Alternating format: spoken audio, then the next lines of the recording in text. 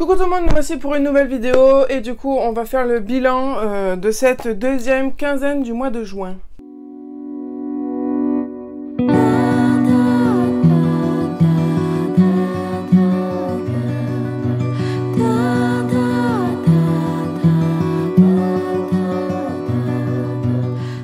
Donc je finis le mois de juin à 40 livres et du coup j'en ai lu pas mal depuis qu'on s'est quitté mi-juin.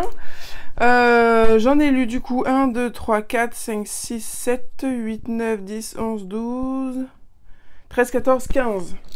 15 livres en 15 jours, c'est pas mal, sachant qu'il y a 1, 2, 3, 4, 5 graphiques, voilà, et 7 romans. Donc on va commencer de suite. Alors, au niveau des graphiques, je finirai par les romans ensuite. Au niveau des graphiques, du coup, j'ai lu le tome 2 de I Don't Trust My Twin. J'aime vraiment, depuis que j'ai commencé un petit peu à lire des webtoons, je suis devenue vraiment accro à ce format-là. Donc, vraiment, vous allez en voir de plus en plus sur la chaîne parce que j'aime vraiment énormément. C'est un parfait accord entre la BD et le manga et c'est vraiment génial. Donc là, je vais précommander I Don't Trust My Twin 3 et je vais aussi précommander Comment tuer la vilaine, tome 2 et 3 au mois d'août. Donc voilà, il y en aura de plus en plus et je pense que voilà, ça fera partie des séries que je vais suivre vraiment de très très près, comme Comment tuer la vilaine. J'ai beaucoup aussi aimé White Blood, dont j'ai lu le tome 2, où ça va être un petit peu à la comment ça s'appelle déjà, à la Blade, le chasseur de vampires, vampire lui-même. Et donc du coup là par contre on est déjà sur une série à 9 tomes, je me vois pas acheter du coup j'en ai lu 2, il faudrait que j'en achète encore 7, 9. Je pense m'en acheter un d'occasion comme ça de temps en temps et la finir et la continuer progressivement. Mais là du coup celle que je vais suivre vraiment à chaque sortie, ce sera celle-là et Comment tuer la vilaine. Et donc là on va vraiment être dans une histoire entre deux sœurs jumelles qui vont un petit peu se friter de manière très fourbe, très dans la discrétion, dans les faux semblants, etc. Et en fait, l'une des sœurs va faire un coup foireux à l'autre et celle qui en est la victime va, dans un sens, remonter dans le passé et faire en sorte que les choses tournent à son avantage plutôt qu'à son désavantage à la base. Donc voilà, j'aime vraiment beaucoup, avec au milieu des garçons, des histoires, des fake dating. Voilà, c'est vraiment très cool. C'est des très bels objets livres. Vraiment, on est sur un prix de 14 € et quelques, donc le prix d'un roman. Mais voilà, on est sur des 240 pages, donc je pense que ça vaut le prix pour 14 €, étant donné que, bon voilà, il y a 200 pages, donc c'est comme un roman de 200 pages et c'est tout en couleur. Donc je pense voilà que ça vaut le prix. Après il y en a tellement qu'il faut à mon avis bien cibler ce qu'on aime. Voilà, donc en tout cas vraiment très belle découverte celui-ci et White Blood, même si White Blood est quand même en dessous au niveau de mon intérêt que celui-ci et Comment tuer la vilaine. Ensuite j'ai lu la suite de Totem, donc le tome 3, Game Over. J'ai bien aimé, toujours aussi sympathique. Je crois que c'est la fin de l'histoire, il n'y en aura pas d'autre. C'est très sympa, mais un petit peu tiré par les cheveux et parfois je me suis un petit peu perdue entre la sortie du tome 2 et celui-ci, c'est passé un petit moment, donc j'ai mis un petit peu de temps à me remémorer les choses parce que du coup c'est un créateur on va dire un biologiste qui, en faisant des recherches, a créé un virus qui a décimé, je crois, tous les plus de 15 ans ou quelque chose comme ça. Et en fait, le seul moyen de remédier à ce virus, c'est de jouer à un jeu vidéo. Et donc du coup, on va suivre nos 5 protagonistes qui vont être, enfin nos 4 protagonistes qui vont être les joueurs de ce jeu vidéo qui vont intégrer des personnages au début animaux et puis là un petit peu plus robotisés. Mais c'est très sympa quand même comme histoire. Voilà, ça s'est très bien suivi pendant 3 tomes. Je pense que plus ça aurait pas été nécessaire, donc franchement très bien comme ça en 3 tomes. Je la conseillerais aussi à mes petits jeunes, sans aucun doute. Ensuite, j'ai lu le deuxième tome d'une série que j'avais commencé il y a très très longtemps. J'étais même pas au courant qu'il y avait une suite, donc très très contente. Champignac. Champignac, j'avais beaucoup aimé Enigma. Et donc du coup, en fait, ça va être une espèce d'Hercule Poirot qui va mener des enquêtes, ou alors ça va être une série qui va reprendre des faits réels et qui va nous les raconter. Donc le premier tome, Enigma, c'est sur le scientifique qui a réussi à casser le code Enigma, qui a pu du coup déchiffrer tous les messages secrets des Allemands. Et là, le patient A, c'est l'histoire du coup d'une dope, d'une molécule qui a été développée en Allemagne durant la seconde Guerre mondiale. Et en fait, c'est cette molécule qui les a rendus surpuissants, et c'est pour ça qu'ils ont très très vite envahi la France. Donc apparemment c'est une histoire vraie, donc j'étais vraiment très contente de découvrir tout ça, de découvrir un petit peu les méandres de cette organisation folle, tout ça grâce au dopage. Voilà, donc très intéressant, les personnages sont cool, les planches sont vraiment très très belles à regarder, donc voilà, une très très bonne découverte encore une fois. Ensuite, j'ai lu Au Chant des Grenouilles, le tome 3. Là, c'est mon mari qui est en train de le lire. Une BD vraiment hyper mignonne, avec des magnifiques dessins, de très très belles illustrations, vraiment des visages très ronds, très mignons. C'est vraiment tout dans la mignonnerie, avec ce petit côté à suspense, parce qu'ils vont ils vont essayer de découvrir qui c'est qui a essayé de saboter leur concours de gâteaux dans le deuxième tome. Et du coup, il va y avoir une suite, un tome 4, donc j'ai vraiment très très hâte. C'est tout dans des couleurs vertes, très dans la forêt, etc. Donc c'est vraiment une très très belle BD aussi que je suivrai jusqu'au bout, ad vitam aeternam.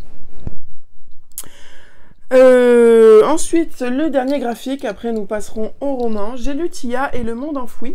Je l'ai découvert parce que je suis du coup abonnée à Jeux-Bookin, et du coup tous les mois paraît un chapitre d'une BD, et du coup j'avais commencé à la lire dans le magazine, et puis quand j'ai vu qu'elle sortait, je me suis arrêtée de lire dans le magazine, et puis j'ai attendu qu'elle sorte en entière pour pouvoir la lire en entier à la maison. Donc c'est une très très bonne idée. Les graphismes sont pas ceux que je préfère, mais ça va être l'histoire d'une colonie qu'ils appellent la colonie des taupes, qui vit sous le monde, à la surface, qui vit un peu dans les égouts, dans les catacombes de Paris. Et donc du coup voilà, on va découvrir cette société-là, qui malheureusement va être mise en danger par un projet de construction de parking souterrain. Et du coup, ça risque de les mettre en danger, parce que s'ils creusent un parking souterrain, ils vont totalement détruire leur cité. Voilà, il y a des personnages en couleur, il y a des remises en question, il y a la découverte du monde de la surface, et puis les surfaciens qui vont découvrir le monde des taupes. Voilà, c'est vraiment très très riche. Donc très très belle BD, voilà, je suis très très contente de l'avoir lu. C'est un one shot en plus, donc une histoire complète. C'est vraiment très bien, mon mari l'a bien aimé aussi, donc vraiment aucun point négatif. Ensuite, du coup, au niveau des romans, je vais commencer par ceux que je n'ai pas à vous présenter de suite. Enfin, il y en a deux. Donc, j'ai lu L'échange de, je sais plus comment, Monsieur Comer. Ça faisait un petit moment qu'il me faisait de l'œil. Je l'avais déjà pris et reposé. Et puis là, je me suis dit, allez, cette fois c'est la bonne, je le lis. Et j'ai vraiment bien aimé. J'ai vraiment été à fond dans cette histoire. J'étais pas super accrochée au personnage, mais vraiment le côté suspense m'a bien pris au jeu. L'aspect on échange toute notre maison au sein d'un même rivage, j'ai trouvé ça très très bien. C'était vraiment une très bonne lecture. C'était pas un coup de cœur, c'était pas non plus exceptionnel, mais j'ai passé un très très bon moment, et je l'ai conseillé pas plus tard que hier à une petite jeune qui m'a dit: j'aime bien les romans à suspense, pas du fantastique, mais j'aime bien quand c'est des ados qui sont les héros et tout. Je dis écoute, là on est bien dans le thème. Du coup c'est 5 ados qui ont 18 ans, qui ont fini le lycée, qui vont peut-être ou pas avoir leur bac, et ils vont passer du coup leur dernier été dans leur village commun, sauf qu'ils se font un peu chier, et du coup ils vont dire bon, si on trouvait une idée pour essayer de rajouter un petit peu de vie, de mouvement dans ce village. Donc ils vont assister à un conseil municipal, et ils vont porter l'idée de durant 2 semaines cet été, tout le monde va échanger leur maison. Donc ça va être au tirage au sort, toutes les clés des maisons vont être mises dans un bocal, et tout le monde va piocher une clé. Sauf qu'à ce moment-là, eh ben, notre principale héroïne va tomber dans la maison d'un jeune garçon qui ne se fait, qui n'est connu de personne, que personne ne parle, il est très discret, personne ne sait rien de lui, de sa famille, ni rien. Et du coup, il va y avoir un petit mystère avec ce garçon, peut-être une petite amourette avec ce garçon, mais à un moment donné, il va disparaître, et du coup, à partir du moment où il va disparaître, il va y avoir un enchaînement de faits, du trafic de drogue, des cambriolages, il va y avoir plein de choses, et du coup, ces 5 ados vont essayer de trouver ce qui se passe, qui a cambriolé qui, pourquoi Arthur est parti, pourquoi nos parents sont un petit peu bizarres, etc., etc. Donc c'était vraiment un très très bon... c'est pas un thriller, c'est un petit policier tranquillou, qui fait du bien pour passer le temps en été. Voilà, c'est vraiment très très cool. Ensuite, j'ai lu Hadès et Perséphone, le tome 1, et oui. Je l'avais dans ma palle il y a très longtemps, il y a 2 ans. Je l'avais au format poche et puis après je l'ai donné parce que à l'instant T, je me le traînais, j'avais pas envie de le lire et tout. Et puis c'était en poche en plus et donc du coup là j'avais l'opportunité de l'avoir en grand format, donc j'ai testé et puis comme je vous dis depuis le début de l'année, 2025 est quand même marquant dans le sens où j'ai beaucoup plus lu de romantaisie, de romans les plus de 18, donc avec des personnages plus adultes et tout. Et du coup, je me suis rendu compte que ça me déplaisait pas. Du coup, je me suis dit, c'est peut-être le moment vraiment le plus opportun pour essayer Hadès et Perséphone, parce que t'as déjà vu du smut, t'as déjà vu de la littérature adulte, etc. Donc, ça pourrait te plaire. Et donc, du coup, j'ai essayé, je l'ai dévoré. Je dis pas que c'est un coup de cœur, je dis pas que c'est faramineux, mais ça se lit vraiment très très bien. Ça se lit très facilement. C'est accrocheur et tout, enfin vraiment c'est très très facile, c'est léger, j'ai bien aimé, mais ce qui m'a accroché un peu plus quand même c'est ce côté mythologie grecque qui m'a assez plu, même si je trouve que, j'avais pas de suite compris que vraiment les gens étaient totalement ok dans le fait de vivre avec les dieux à proximité. Pour eux c'est vraiment une normalité, donc ça j'ai un peu de moments à me l'intégrer que vraiment Hadès, et c'est normal que tout le monde le connaisse, que plein de gens aient dans sa boîte et qu'ils le fréquentent. Pareil, tout le monde peut fréquenter, je sais pas, moi, il y avait qui Aphrodite, par exemple, parce qu'Aphrodite a aussi son club privé, enfin voilà. C'est juste un peu une mal à me faire avec ça, parce que du coup, c'est vrai qu'à chaque fois que moi j'ai lu des livres sur la mythologie grecque, ça a toujours été voilà, des divinités, très très loin des hommes, et vraiment là de façon assez spontanée et ponctuelle, alors qu'elle a pas du tout, ça faisait vraiment partie intégrante de la vie de nos personnages. Mais une fois passé ça, j'ai bien accroché à la romance entre Hadès et Perséphone. C'est pas la romance la plus développée, parce que là, franchement, ça tient plus d'un coup de foudre, d'un coup de cœur, d'une alchimie, plutôt que d'un réel amour fondé sur des choses bien développées, bien construites, qu'on peut voir dans d'autres. Là, c'est vraiment des coups de chaud, c'est de l'alchimie, c'est fusionnel, c'est charnel, voilà. Donc c'est vrai qu'on a beaucoup de passages de smut, mais c'était pas dérangeant, c'était sympa, ça allait un petit peu dans leur comportement, c'était on va dire en osmose avec leur caractère et leur façon d'être. Donc là, du coup, je pense que dès demain, je vais commencer à Hadès et Perséphone 2 pour savoir un petit peu comment évolue cette relation et voir si je continue ou pas le tome 3 et 4. J'ai le tome 3 avec moi au cas où, si le tome 2 me plaît aussi bien que le premier. Mais c'est vrai que si après, ça fait un peu comme dans The Never King, où après ça fait que du cul, et il n'y a pas de... Il n'y a pas de discussion, il n'y a pas d'approfondissement des relations et tout. Voilà, peut-être que j'arrêterai. Mais, d'après ce que les résumés disent, ça pourrait être un peu plus intéressant parce que du coup, il va y avoir l'histoire du mariage, il va y avoir apparemment une guerre entre les dieux, il va y avoir pas mal de choses qui risquent un petit peu de chambouler cette histoire. Donc j'espère que vraiment il va y avoir tout ça et que ce sera pas juste un roman d'amour où tout file tranquille. Voilà. On verra bien ce que donne le tome 2, mais le tome 1, écoutez, c'était plutôt très sympa. Ensuite, j'ai lu le excellent dernier journal de Gertie, Vacances à la mer. J'ai beaucoup aimé, encore une fois, ce journal de Gertie où Gertie et Fleur vont partir en vacances à la mer. Du coup, je vous le donne en mille. Et il va y avoir des petites intrigues avec un écureuil. et des sangliers. C'était vraiment, vraiment très très chouette. C'est toujours aussi bien. On parle de soleil, on parle de chichi, on parle de camping, de petites buvettes, de baignade dans la mer. Il va y avoir aussi des clubs. Enfin, il va y avoir des épreuves pour que Gertie et Fleur rentrent dans le club des chiens de la mer. Je crois que c'est ça l'appellation. Je sais plus l'acronyme. Mais voilà, il y a vraiment plein de choses encore qui se passent dans celui-ci. Et vraiment, j'ai super hâte de lire maintenant Mémoire de Fleur qui va sortir en septembre. Donc vraiment Gertie, si vous connaissez toujours pas, si vous avez toujours pas initié vos enfants ou ados un petit peu en mal de lecture, franchement, essayez avec cette série parce qu'elle est vraiment top. Mon mari, je l'ai initié à la lecture avec le journal de Gertie et depuis il ne s'arrête plus. Et ça continuera, voilà, jusqu'à ce que on sorte des journaux de Gertie et des têtes de fesses aussi.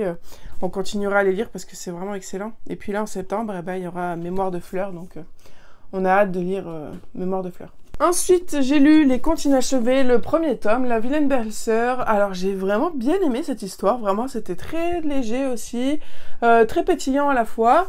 On va suivre Kat qui va atterrir par accident dans l'histoire de Cendrillon. Et elle va se retrouver dans le corps de l'une des deux vilaines belles-sœurs.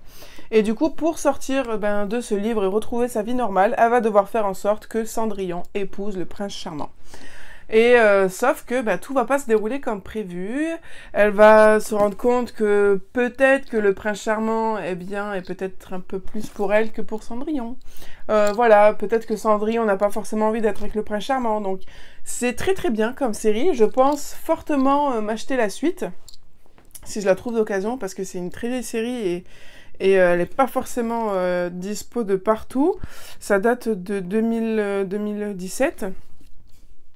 Et du coup, voilà, c'est un deuxième tome. On va toujours suivre Kat, qui se déroulera 7 ans après. Et donc, du coup, voilà, j'ai bien envie de connaître la suite. Si vous avez bien aimé, par exemple, la sélection, vous pouvez totalement être happé là-dedans. Voilà, c'est un mélange de la sélection et de revisite de contes basiques. Mais voilà, c'était vraiment, vraiment top. J'ai vraiment beaucoup aimé. Et puis, voilà, j'ai hâte de voir un petit peu ce que va donner la suite. Mais pareil, c'était très des page-turner, quoi. Ensuite, un petit jeunesse qui me faisait envie depuis un petit moment maintenant et que j'ai enfin pu m'acheter depuis le temps, c'est l'étang des sirènes de Richard Petit-Cygne. On a du coup la Cité des squelettes et la Place des sorcières, donc il me manquait plus que ce troisième-là pour avoir lu la trilogie entière. Et donc du coup là je suis très contente de l'avoir lu, j'ai beaucoup aimé. Pour un petit peu la petite histoire, on va suivre Jacinthe qui a des parents qui vagabondent beaucoup parce qu'ils ont du travail et ils sont un petit peu dans l'intermittent du spectacle et donc du coup ils sont nés à beaucoup bouger, à beaucoup visiter, à beaucoup changer d'endroit et dans chaque endroit il se passe un petit peu des trucs loufoques, fantastiques. Donc dans le premier tome, la Cité des squelettes, donc ça va se passer avec des squelettes. Le deuxième tome, la Place des sorcières. Et là, ça va être l'étang de la sirène, où en bas de chez elle, il y a un étang, et il va découvrir qu'il y a une sirène. Et du coup, ils vont essayer de rendre liberté à cette sirène. Voilà, des petites enquêtes fantastiques, avec un petit peu d'action, des retournements de situation et tout. Voilà, en 200 pages, c'est vraiment, vraiment super bien pour vos enfants. Petit signe, voilà, là j'ai la Cité des squelettes.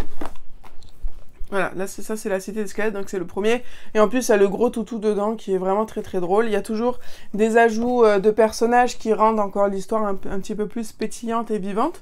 Donc voilà, c'est vraiment vraiment génial comme petite trilogie ça peut être comme des premiers romans en vrai, hein. Ça se lit très facilement comme Gertie. Donc voilà, ça c'est vraiment très très bon aussi comme petite lecture jeunesse pour cet été. Ensuite, coup de cœur énorme pour Kingwood Academy. Donc là, je vous le présente l'intégrale. À la base, j'avais que le premier tome. Et puis quand j'ai fini le premier tome, j'ai dit non, mais il me faut de suite la suite.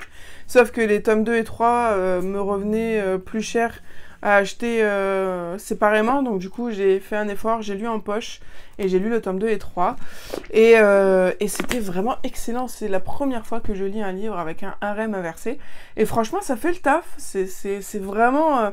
il y en a pour tous les goûts. On peut s'attacher plus ou moins à un... Parce que là, il y a 4 garçons, un des 4 garçons. Et puis, au-delà de cette romance à 4, enfin à 5 du coup, avec avec Aura, j'ai énormément accroché au world building fantaisiste. J'ai adoré ça, j'adore les histoires en raccord avec la magie des éléments, j'adore ça. Là, il y a des guerres, il y a des combats, il y a des cours pour apprendre à maîtriser l'eau, le feu, le vent, la terre. Chacun des 4 garçons sont des princes de chacun des éléments. Donc, et en fait, Aura va être un petit peu l'éther, donc ça va être...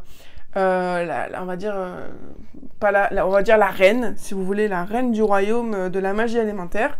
Et les 4 garçons sont liés à elle par le destin, et donc du coup vont être amoureux d'elle quasi instantanément parce qu'ils sont faits pour se reconnaître, etc. Donc vraiment c'est une histoire très très palpitante. Il y a pas mal de spicy et c'était vraiment bien parce que c'était pas barbant, il n'y en avait pas tout le temps, il y en a souvent, mais c'est parce que Aura fait connaissance à chaque fois avec chacun des garçons, et puis après elle va se lier un petit peu plus avec un peu plus avec 2 garçons, puis après un troisième va se rajouter, mais pour d'autres raisons. Elle est vraiment proche de chacun des garçons pour vraiment leur personnalité particulière, je veux dire. Elle n'est pas juste amoureuse des 4 parce que les 4 sont amoureux d'elle.